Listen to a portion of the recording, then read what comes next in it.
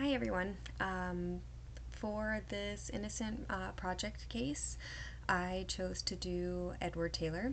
He was convicted of sexual battery with a life sentence in prison. He served 33 years of those with no sufficient evidence to connect him to the crime, which leads me to why I kind of chose this.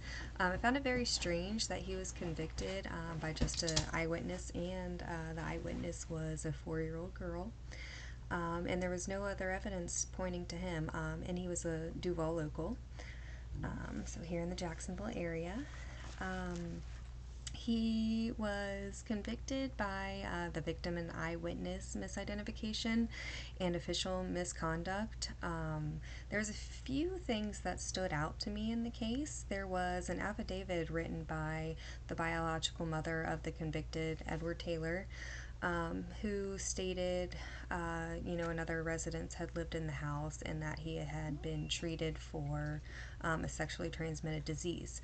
Well, the girl who testified ended up contracting this STD, which Edward Taylor had tested negative for. So it was very interesting. After the investigators had talked to the victim again years later, Edward was convicted in, 1986? So in 2019, investigators came back, asked if they could talk to the victim. She then expressed her doubts in the identification. She had desired for Edward Taylor to be fully exonerated, and that's how he was exonerated.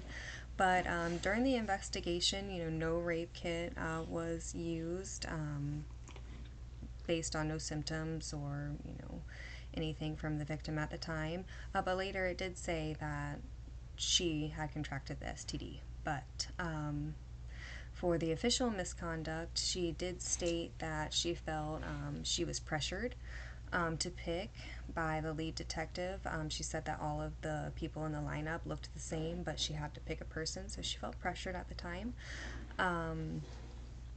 I believe that the officials kind of went off a confirmation bias, kind of looking for the truth. They found the truth in this little girl, which didn't have any errors. There was another little boy who testified who lived in the house, who was actually turned down and not competent because he kept saying that the half brother or his father, which was the convicted, had something to do with it. So it kind of he didn't qualify, I guess, to testify in the case. So I feel the investigators just stopped investigating at the time. They had the convicted. They were, in a rush to solve this crime. They found the person, and that was it. Very, very unfortunate. I would hope and assume that this person would not be convicted today with the improved knowledge and research that we have on eyewitnesses' reliabilities, especially in children, as well as probably anticipating improving interviewing tactics and hopefully furthering the investigation for more evidence within the case, because they really didn't, have anything to convict him over other than the little girl's statement and identification, which later, investigators luckily reached back out, and Edward Taylor was given back a few years of his life. So that was good for him. Alrighty, well, this was a very interesting case to go over. I can't wait to hear everybody else's. Alrighty, well, you guys have a good night.